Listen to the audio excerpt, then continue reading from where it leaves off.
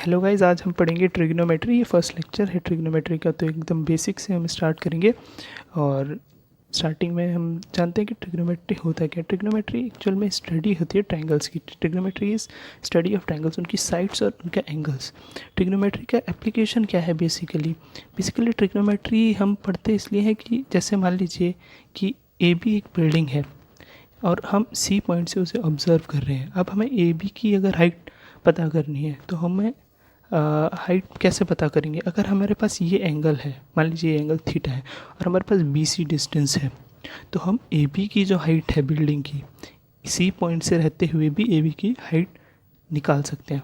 तो ये basically application होती है ट्रिग्नोमेट्री की। तो हम इसको आगे चैप्टर में प्रोसीड करने से पहले तो एक दो चीज़ें हैं वो जान लेते हैं।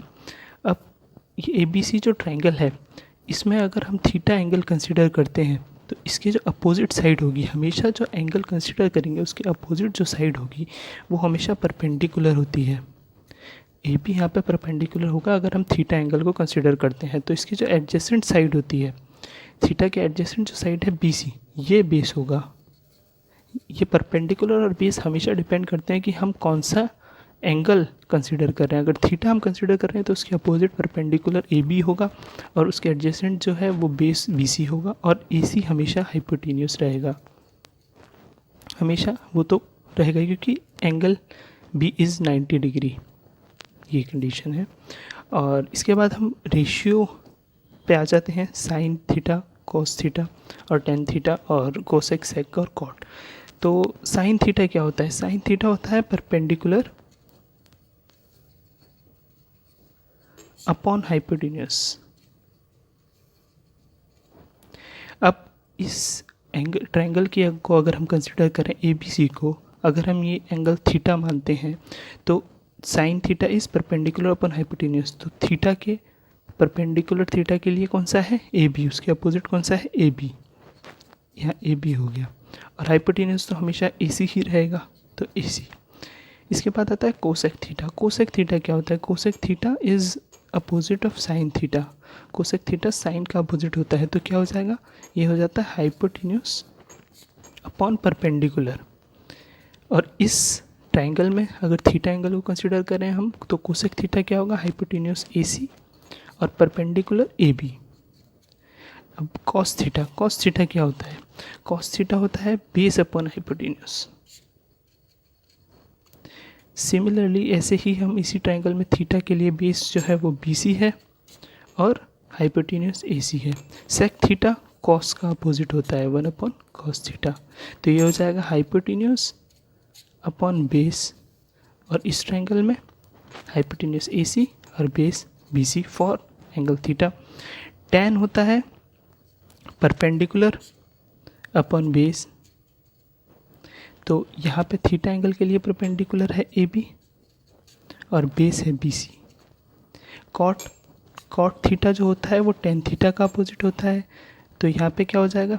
बेस अपॉन परपेंडिकुलर, और यहाँ पे बेस क्या है? बी सी, परपेंडिकुलर है ए बी।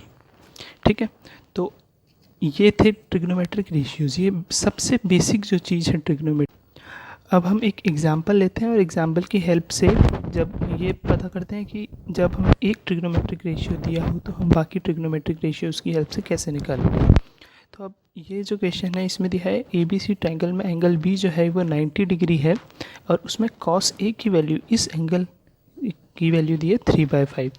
कॉस ए जो है 3/5 दिया है। कॉस क्या होता है? कॉस होता है बेस अपॉन हाइपोटेन्यूस। तो बेस अपॉन हाइपोटेन्यूस इस क्वेश्चन में, इस ट्रायंगल में अगर हम देखें ए एंगल को लें तो बेस हो जाएगा हमारा ए बी और हाइपोटेन्यूस होगा ए सी। अब हमें ये परपेंडिकुलर हो बी सी क्योंकि अपोजिट है इस एंगल के, और ये बेस है और ये हाइपोटेन्यूस है ए सी।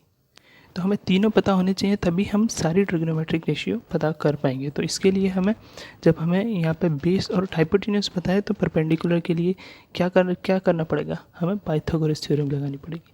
लेकिन उससे पहले हमें देखना पड़ेगा, क्योंकि ये रेशियो है ए बी अपॉन ए सी हमारे पास 3/5 है, क्योंकि ये रेशियो है तो हम यहाँ से ए बी को 3 के कंसिडर करेंगे और ए सी को 5 के कंसिडर करेंगे, ठीक है। अब इसके बाद हमें पाइथागोरस थ्योरम लगानी पड़ेगी। In triangle A B C हमारे पास हाइपोटेन्यूस है A C square is equals to A B square plus B C square. तो हमें ए सी पता है 5 के स्क्वायर, ए बी इज़ 3 के स्क्वायर प्लस बी सी जो है हमें फाइंड आउट करना है। बी सी ये हो जाएगा 25 के स्क्वायर, ये 9 के square plus B C square. यहाँ से हमारे पास बी सी स्क्वायर आ जाएगा 16 के square, B C is equals to 4 के। तो यहाँ पे हमारे पास बी सी की वैल्यू आ गई 4 के। तो हमारे पास बी सी आ गया 4 के, ए सी वॉज 5 के और ए बी 3 के। ये तीनों अब हमारे पास आ चुके हैं। हमारे पास कॉस ऑलरेडी गिवन था, कॉस ए दिया हुआ था क्वेश्चन में ही, कॉस ए दिया था 3/5।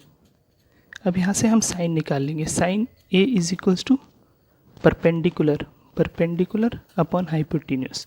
परपेंडिकुलर यहाँ पे है 4 के, बी सी इज़ 4 के, हाइपोटेन्यूस ए सी इज़ 5 के। तो यहाँ से आ जाएगा 4/5, ये हो जाएगा साइन। अब यहाँ से हम कोसेक निकाल सकते हैं। कोसेक ए अपोजिट हो जाएगा साइन का, यानी कि 5/4। इसके बाद टेन ए, टेन होता है परपेंडिकुलर अपॉन बेस। परपेंडिकुलर यहाँ पे ए के परपेंडिकुलर कौन सा है, दिस बी सी इज़ 4 के और base is A B is 3 के। तो ये हो जाएगा 4/3। इसके बाद कॉट ए, कॉट होता है टेन का अपोजिट। तो टेन इज़ 4/3, तो कॉट हो जाएगा 3/4। अब बचा sec. Sec A is opposite of cos A. तो कॉस इज़ 3/5 क्वेश्चन में गिवन है, तो ये हो जाएगा 5/3। तो ये क्वेश्चन पूरा सॉल्व हो गया है। और ये ट्रिग्नोमेट्रिक रेशियोज़ जो था यहाँ पे बेसिक्स थे उसके कंप्लीट हो गए हैं। बाकी बेसिक्स जो ट्रिग्नोमेट्री के हैं वो हम नेक्स्ट लेक्चर में करेंगे। तब तक के लिए गुड बाय।